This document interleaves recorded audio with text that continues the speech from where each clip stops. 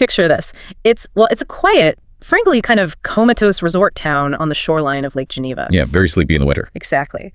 The date is December 4th, 1971. The summer tourists are long gone, and Montreux, Switzerland, is mostly populated by, elderly residents trying to stay warm. Right. Definitely not a rock and roll hotspot at that time of year. Not at all. But inside the historic Montreux Casino, things are anything but quiet. At 2:30 p.m., Frank Zappa and the Mothers of Invention are playing an afternoon matinee to this packed, floor-seated crowd. Oh, man, to have been at that show. Right, and they're about 90 minutes into their set, deep into this avant-garde synthesizer solo on the track King Kong. Such a great track, too. It really is. But suddenly the energy shifts. A 22-year-old Czechoslovak refugee named Zdeněk Kupica raises an Italian distress flare gun, and get this, he fires it directly into the low, dry rattan ceiling covering the stage. It's just a completely chaotic thing to do. Pure chaos. The bamboo and wicker ignite instantly, sparks start raining down, the heat just intensely multiplies, and within minutes, the massive plate glass windows are shattering from the extreme temperature change. Wow, just from the heat? Yeah, just from the heat. The crowd actually starts throwing heavy amplifiers out of the second-story windows just to clear an escape path. That's terrifying. It is. And what follows is a chaotic 15 million Swiss franc inferno that completely destroys the venue. You're listening to Deep Cuts and Deep Thinking. So glad to be here. I'm so thrilled to welcome you to today's deep dive. We are looking at a really fascinating stack of sources today. We've got historical archives from the Montreux Jazz Festival, we have deep dive musicological breakdowns of early heavy metal, and the band members' own, frankly, conflicting memoirs. Yeah, memories get a little hazy after 50 years. They really do. So our mission today is to explore how a devastating catastrophe, a series of freezing hotel corridors, and a bizarre inversion of classical music birthed the ultimate beginner guitar riff and created the architectural blueprint for heavy metal. It is an incredible historical pivot point because, it takes a moment of sheer, terrifying destruction and somehow translates it into one of the most culturally ubiquitous pieces of music in human history. It really is everywhere. Right. And the track we are dissecting is, of course, Deep Purple's Smoke on the Water. But to really grasp the gravity of the situation, you have to look at the economic reality of the early 1970s. Why, the whole tax exile thing. Exactly. Which explains why a massive British hard rock band was sitting in a sleepy Swiss town in the dead of winter in the first place. Yeah, I remember reading about that tax exile phenomenon in our sources. High-earning British musicians were facing an astonishing 90% marginal tax bracket back home. 90%. It's wild to think about. It sounds totally absurd today, but the government was essentially demanding 9 out of every 10 pounds they earned. That forced bands like the Rolling Stones, David Bowie, and Deep Purple to just flee the country. Yeah, they had to record abroad just to avoid bankruptcy. Exactly. So Deep Purple actually hauled the legendary Rolling Stones mobile studio, which is this massive, state-of-the-art recording control room built inside a heavy transport truck. They hauled it all the way to Switzerland. It's quite a trek for a truck like that. It really is. But they wanted to capture their raw, visceral, live energy rather than being all sterile and isolated in a traditional London studio. And, the logistics of that move were highly calculated. The plan was to lease the Montreux Casino immediately after Zappa's final winter concert. Makes sense on paper. Perfectly logical, yeah. Deep Purple would have this massive, acoustically beautiful wooden hall all to themselves for weeks. They could set up their gear on the stage, run the heavy analog cables out the back doors to the mobile truck parked in the lot, and, just record a masterpiece. Right up until someone fires a distress flare. Right. Then, a single flare gunshot turns their entire recording studio to ash. Man. The accounts of the fire are so terrifying, but what really stands out in the memoirs is Frank Zappa on stage. The building is literally burning down around him, and he is just completely unfazed. His composure under pressure was surreal. Zappa calmly stopped the show and instructed the 2,000 people in the audience to walk, not run, toward the exits. Just totally chilled out. Exactly. His vocalist, Mark Volman, even grabbed the microphone and cracked a dark joke. Oh, right. Yeah, he shouted, "Fire Arthur Brown in person," which is a nod to that shock rocker who famously performed wearing a flaming helmet. That is hilarious, but also terrible timing. Yeah, well, the humor evaporated the second the structural flashover occurred. Okay, let's unpack this. I keep seeing that exact term in the architectural reports from the fire, structural flashover. What does that actually mean in a practical sense? So a flashover is a terrifying phenomenon in fire dynamics.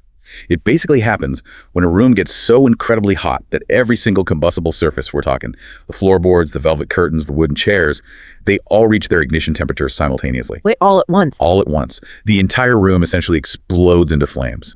When that happened at the casino, the orderly evacuation just dissolved into sheer panic. Naturally. Yeah, the exits bottlenecked and the building rapidly filled with toxic black smoke. Which introduces one of the really vital figures in the story, Claude Nobs. He was the founder of the Montreux Jazz Festival, but I guess more importantly, on that specific afternoon, he was a trained volunteer firefighter. And his training is the only reason we aren't talking about a mass casualty event today. Really? Oh, absolutely. A group of teenagers, completely disoriented by the blinding smoke, made a fatal miscalculation. They ran down into the basement in the lower level dressing rooms. Thinking they'd be safe from the ceiling fire, I assume? Exactly, assuming they would be safe from the ceiling fire above them.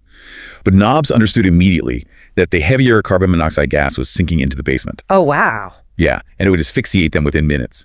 So Nobs repeatedly sprinted back into this blinding, burning labyrinth to physically drag those kids out. That is genuine heroism. It really is. Because of his direct intervention, despite the total structural collapse of the building, there were 0 fatalities. That's incredible. So the adrenaline fades, the smoke clears, and Deep Purple is just standing on the street.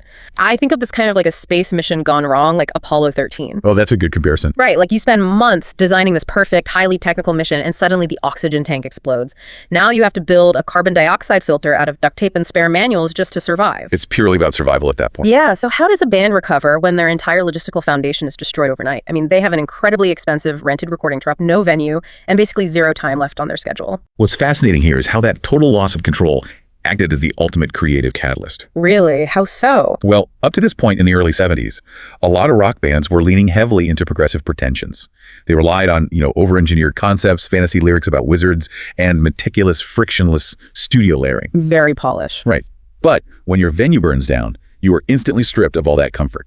The disaster forced Deep Purple into a primal, improvisational mindset. Back to basics. Exactly. It demanded raw survival instincts. They had to adapt immediately and capture something, anything, or just go home totally bankrupt. And Claude Nobs actually manages to get them a temporary lifeline, right? He moved them into a local theater space called the Pavilion. Yeah, that was the first stop. So they set up the gear, they park the truck outside, and they start hammering out this heavy instrumental groove that's labeled on the tape boxes as title number 1.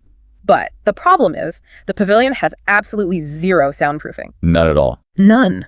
They are playing at bone-crushing volumes, and the low-frequency sound waves are just rolling across the quiet Swiss Valley. And the local elderly residents were not thrilled about it. Oh, I can imagine. Yeah, they bombarded the police station with noise complaints within the hour. I read that the police actually show up while the band is in the middle of recording the backing track. Yes. The memoirs describe Deep Purple's roadies literally barricading the heavy wooden doors. Just physically blocking them. Literally throwing their physical body weight against them to keep the Swiss police out just long enough for the band to finish committing the take to the analog tape machine. That is so wild. I know. And a second the final chord rings out, the police burst through the doors and evict them on the spot.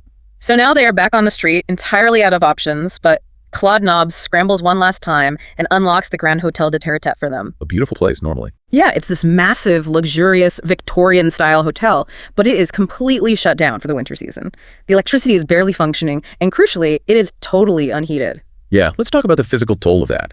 Try playing an intricate lead guitar solo when the ambient temperature is hovering near freezing. Your hands would just lock up. Exactly. Your synovial fluid thickens, your joints lock up, and pressing down steel strings becomes physically painful. And didn't they have to basically ruin the hotel to make it sound good? Oh yeah. To even make the room acoustically viable, the roadies had to rip apart the empty guest suites. They dragged heavy metal bed frames and thick mattresses into these echoing, marble-lined corridors, just stuffing them against the glass doors to create makeshift acoustic baffles. That sounds like a nightmare. And the Rolling Stones' mobile truck was parked pretty far out in the courtyard, right? Yeah, the sheer physical friction of the environment totally dictated the recording process. Because of the bizarre layout of the hotel, every time the band wanted to hear a playback of a take, they couldn't just look through a glass window into a control room. Which is standard in any studio. Right. Instead, they had to stop playing, walk out of the corridor, navigate through multiple empty bedrooms, and cross these freezing outdoor balconies just to reach the truck. Just to hear if the take was good. Exactly. It was so exhausting and so intensely cold that they eventually stopped listening to playbacks altogether. That is insane. They just remained in the freezing hallway and played continuously, relying entirely on their gut instinct and musical chemistry. And that gut instinct extended directly to the lyrics too, which completely broke the mold of the era. Oh, absolutely. Because instead of writing about mystical journeys or abstract concepts, the lyrics to Smoke on the Water function as literal non-fiction musical journalism. It's basically a news report. It is. It's a chronological diary of the catastrophe. They name drop Frank Zappa. They mention the Rolling Stones truck. They talk about Funky Claude running in and out of the building. It is starkly realistic. And grounding the song in stark reality gave it an entirely different weight. It's not a fantasy. It is a documentary of working class musicians operating under immense psychological and physical stress. Well, I do want to bust a massive piece of rock mythology right here regarding how the song actually got its title. Oh, the Napkin story. Yes. For decades, the popular story circulated that bassist Roger Glover was sitting in a restaurant watching the casino burn, casually grabbed a paper napkin and scribbled the words "Smoke on the Water" right then and there. Yeah, that is pure folklore. The truth is far more psychological, actually. Oh. Yeah, Glover actually woke up in a cold sweat in his unheated hotel room several days after the fire. Oh, wow. He's transitioning from a semi-conscious dream state, And the phrase just spontaneously popped into his head. His subconscious had basically held on to a very specific visual from the night of the fire. What visual? Well, the strong downslope winds coming off the Alps had pushed a massive, thick column of black smoke directly across the surface of Lake Geneva. Oh, literally smoke on the water. Exactly. Yeah. But when Glover pitched that title to the band, vocalist Ian Gillan actively fought against it. Really? Why would he fight that? It's a great title. Well, Gillan strongly resisted it because he thought it sounded like a blatant drug reference. Oh, like a bong or something. Yeah, he was terrified it would be censored by conservative radio stations who would assume it was about smoking something out of a water pipe. That is so funny. Leaning so heavily into the literal documentary format for the verses is what ultimately saved the song from being banned, honestly. The context made it undeniably clear to the listener that they were talking about a literal building fire, not drugs. Okay, we have to get into the absolute architectural center of this track. The riff, the legendary riff. For the non-musicians listening, Richie Blackmore's opening guitar riff is just a cultural monolith. It sounds incredibly heavy, driving, and memorable, but I always wondered about the musical DNA of this thing. It's surprisingly simple, yet genius. Right. And here's where it gets really interesting. Blackmore has publicly claimed he stole the structural idea from Ludwig van Beethoven. Yes, he loves that story. Specifically, the famous four-note opening motif of Beethoven's Fifth Symphony. Da-da-da-dum. He says he took that classical motif, inverted it, played it backward, and then injected it with a heavily syncopated blues feel. The musicology behind the riff is brilliant precisely because of its structural efficiency. It's played in the key of G minor, and it relies entirely on what are called parallel perfect fourths. Hold on, I definitely need an analogy for parallel perfect fourths. What makes that different from just strumming a regular chord? Okay, think of perfect fourths, like two train tracks moving perfectly parallel to each other. A standard rock power chord contains a root note, a fifth, and often an octave, which fills up a lot of sonic space. Right, sounds thick. Exactly. If you walk into a bedroom where a teenager is learning this song, you will almost certainly hear the ultimate beginner mistake. Yeah. They are using a plastic guitar pick and strumming standard root fifth power chords, maybe even throwing a capo on the neck to make it easier. I think I did that exact thing when I was 14. We all did. But that creates a muddy, cluttered sound with way too much low-end bass frequency clashing together. Blackmore completely avoided that. How so? By only playing two notes spaced exactly a fourth apart, the sound remains incredibly stark, hollow, and aggressive. And he didn't even use a guitar pick for the recording, right? No, he purposefully left the pick aside. Blackmore forcefully plucked the steel strings using only his bare thumb and index finger. Wait, like snapping them? Yeah, by pinching the strings simultaneously and snapping them against the fretboard, he created a sharp, phase-coherent transient strike. Phase-coherent transient strike. Break that down for me. Imagine an Olympic diver hitting the water perfectly straight, creating almost no splash. That is a phase-coherent transient. All the sonic energy hits the microphone at the exact same millisecond. If you strum with a pick, the pick hits the top string, then the next string, creating a slight delay, kind of like a belly flop. That makes total sense. Right. By plucking with his fingers, Blackmore ensured the notes attack the amplifier instantly. And because he was only playing two specific strings and ignoring the heavy bass strings entirely, he kept his mid-range footprint incredibly clean. It cuts through the dense mix of the band like a scalpel. That is brilliant. And we have to talk about the physical gear he used to capture that scalpel-like tone, because the setup is pretty legendary itself. I know he used a black 1968 CBS-era Fender Stratocaster, but there's this fierce debate in the guitar community regarding his famous scalloped fretboard. Oh, the scalloped fretboard debate, yes. So Blackmore is historically famous for playing guitars, where the wood between the metal frets is physically carved out into concave scoops, scalloped. Which means what, exactly? It means his fingertips never actually touch the wood of the fretboard. They only touch the strings. It allows for wild, classical-style string bending with zero friction. Wow. Yeah, and some historical sources insist his guitar in Switzerland hadn't been modified yet. But other eyewitness accounts claim he sat in his hotel room and painstakingly carved the scallops into the wood himself over 3 days just for these specific recording sessions. That is dedication. Yeah. Or madness. Probably a bit of both. Huh. Whatever state the fretboard was in, he was plugging that Stratocaster into an absolute monster of an amplifier.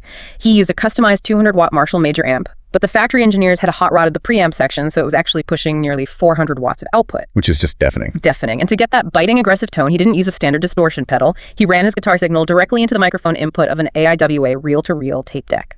How does a tape deck act as a distortion pedal? Well, it's all about overloading circuits. The AIWA tape deck had early germanium transistors in its preamp stage.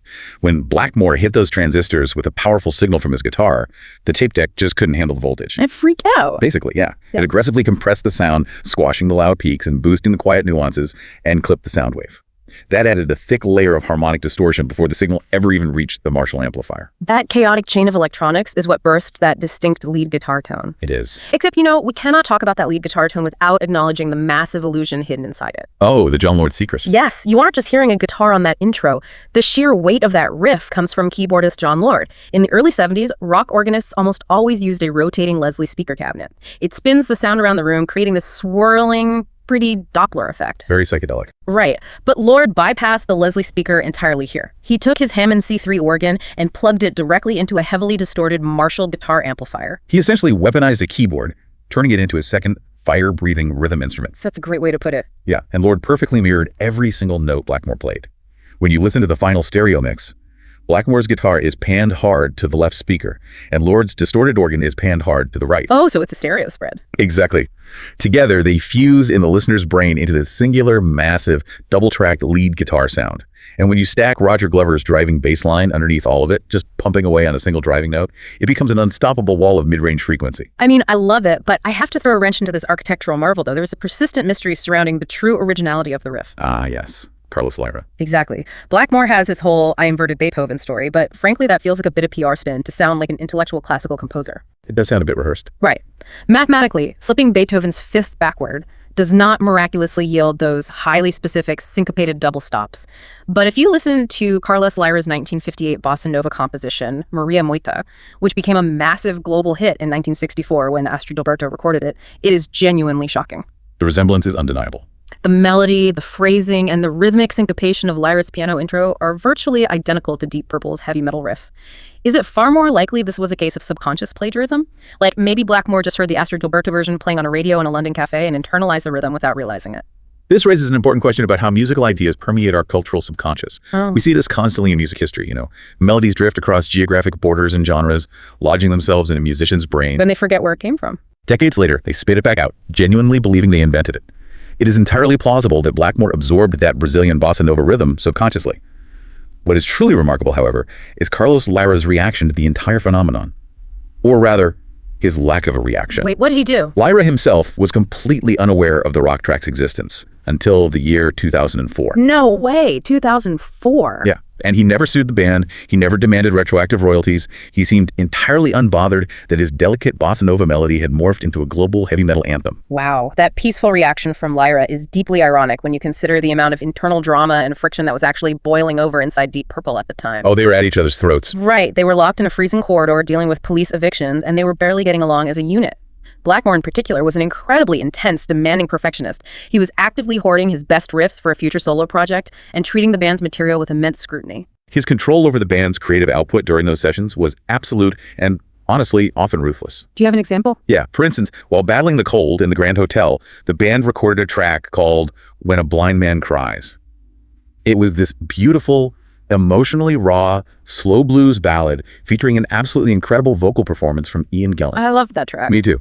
Gillan and the rest of the band were incredibly proud of it. But Blackmore hated it. He really did. He thought it was entirely too soft for a hard rock band. He unilaterally vetoed the track. He forced the band to drop it from the final Machine Head album entirely, relegating it to the obscurity of a B-side. That's a shame. It is. And to make matters worse, Blackmore point blank refused to ever play the song live for the rest of his tenure in the band. If you want a vivid picture of the creative tension echoing through those marble hallways, that power struggle is the perfect example. It was a literal and figurative pressure cooker. But ironically, it was precisely that intense friction that produced a cultural phenomenon.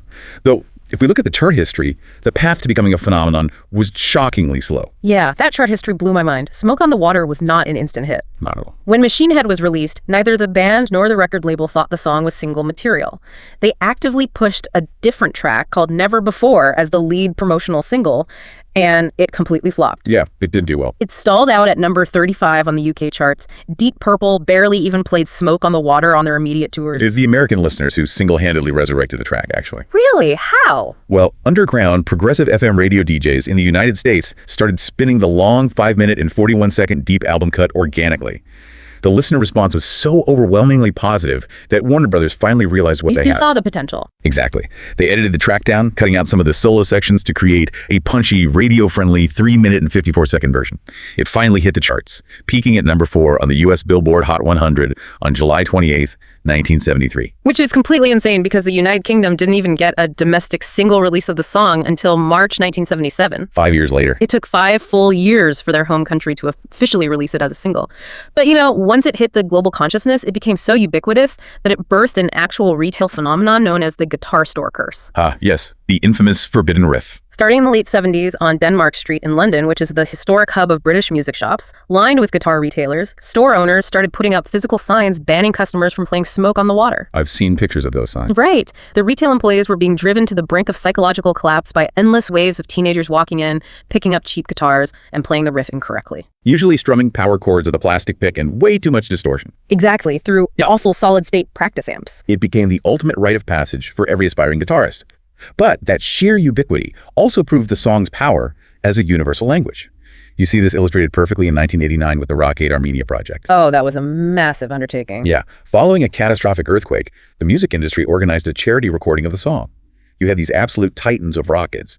David Gilmour of Pink Floyd, Brian May of Queen, Bruce Dickinson of Iron Maiden, Tony Iommi of Black Sabbath, all gathering in a single London studio just to play this one specific track. They all inherently recognize the gravitational pull of those four simple notes. If we connect this to the bigger picture, that four-note motif quite literally democratized the electric guitar. It proved to millions of kids sitting in their bedrooms that you didn't need to be a classically trained virtuoso to make a powerful, enduring statement. You just needed the right attitude. Exactly. It demonstrated that an undeniable groove, played with pure rhythmic efficiency and conviction, will always trump over-engineered musical complexity. It really is the ultimate triumph of doing more with less. And, as we wrap up this deep dive today, I want you, the listener, to ponder a totally different kind of what-if scenario.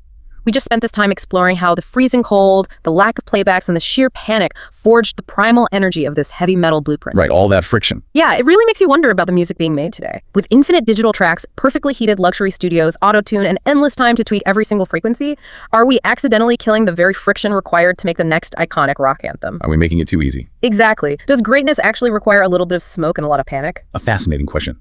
Sometimes the absence of limitations is the biggest limitation of all. If you like this episode, please support the show by liking and subscribing.